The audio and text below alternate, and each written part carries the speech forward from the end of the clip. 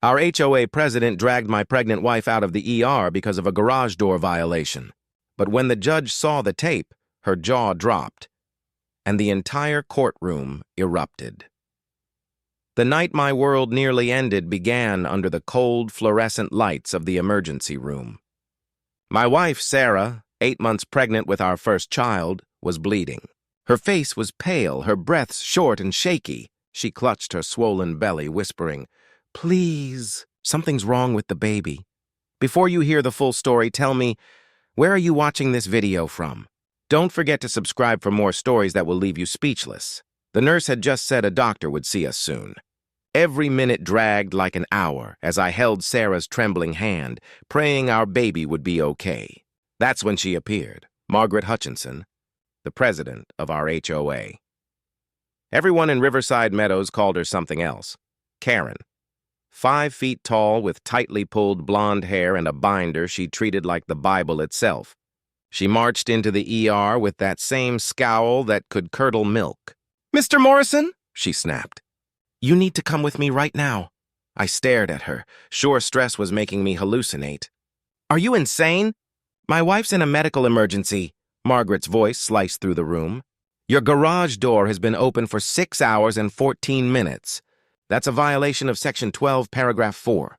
That's a $500 fine per hour. You owe over $3,000 already." The waiting room went silent. Even the nurse froze mid-step. My heart pounded in disbelief.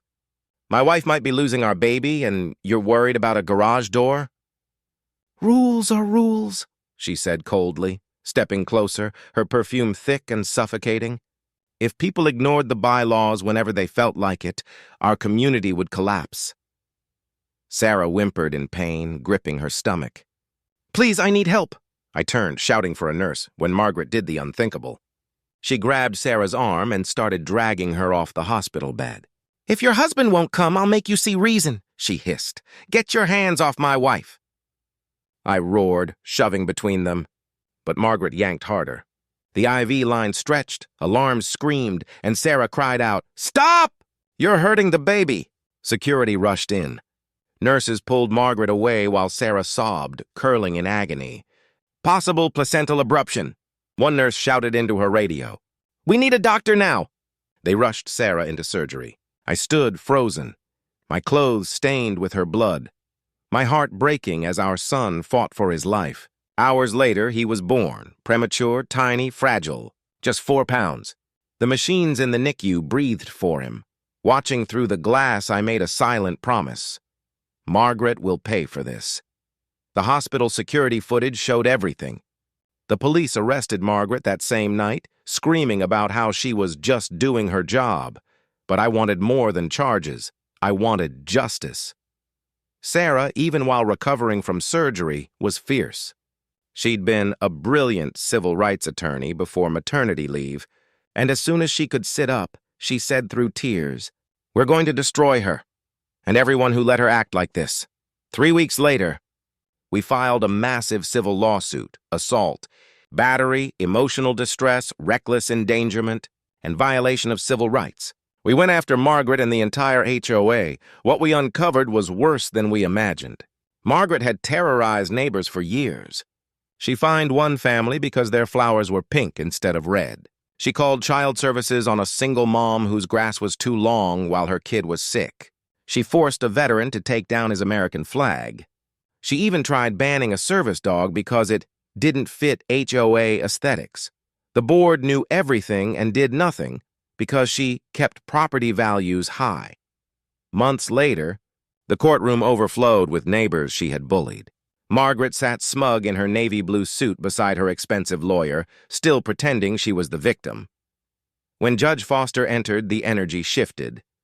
She was stern, sharp, and disgusted by what she'd read in the case file. "These allegations are some of the most disturbing I've seen in 20 years, she said. "Let's find the truth," Sarah testified first. Her voice trembled only once. "I was 8 months pregnant, bleeding, terrified. Margaret followed us to the hospital and demanded my husband leave me to close a garage door. When he refused, she grabbed me, dragged me, while I begged her to stop. Minutes later, my placenta tore. My baby nearly died." Her words hit like thunder. The HOA's lawyer tried to imply the pregnancy was already high risk, but Sarah shut him down cold.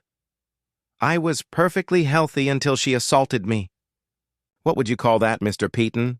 Witness after witness testified. The single mom, the veteran, the elderly woman whose vegetable garden Margaret destroyed. Every story revealed another piece of her cruelty. Then came Dr. Kim, Sarah's obstetrician. Calm, precise, unshakable. The trauma Mrs. Morrison endured directly caused the placental abruption, she told the jury. Had the detachment been complete, both mother and child would have died. This was no coincidence. This was assault. Finally, it was Margaret's turn. I was performing my duties as HOA president, she said stiffly.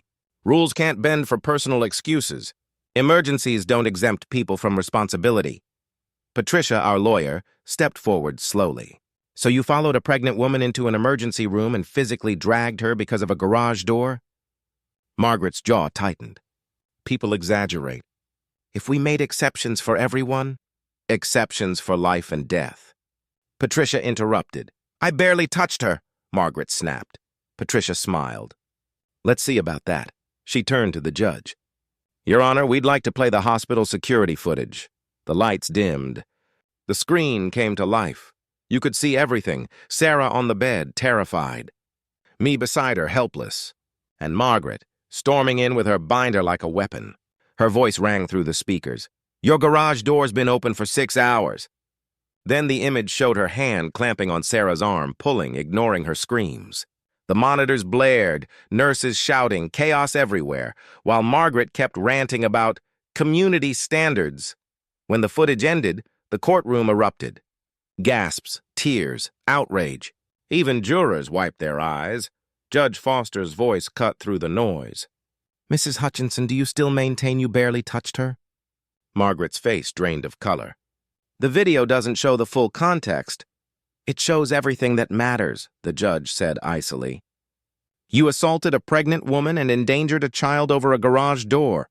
I have rarely seen such callous disregard for human life. The jury needed less than 3 hours.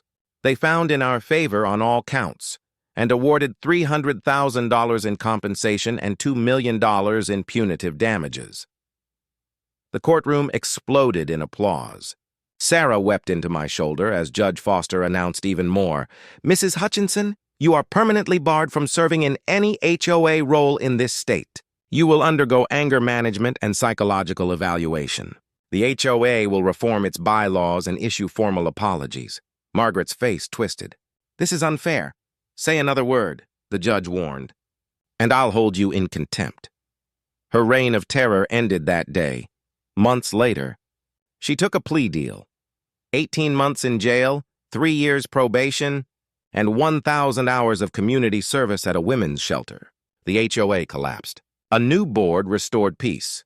Sarah and I used the settlement to start a foundation helping NICU families. Our son, James, grew stronger each day.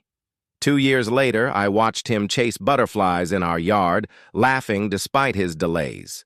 Our garage door stood wide open, sunlight spilling through. Sarah handed me lemonade, smiling. James ran to her, pointing at the sky. Butterfly, Mama! I looked at them, my brave wife, my miracle boy, and felt the weight of everything we survived. Margaret had moved away, unable to face the town that saw her for what she truly was. But justice had been done. The courtroom exploded that day, not just from outrage, but from truth. And we proved that decency, no matter how small it seems, will always triumph over cruelty. Always.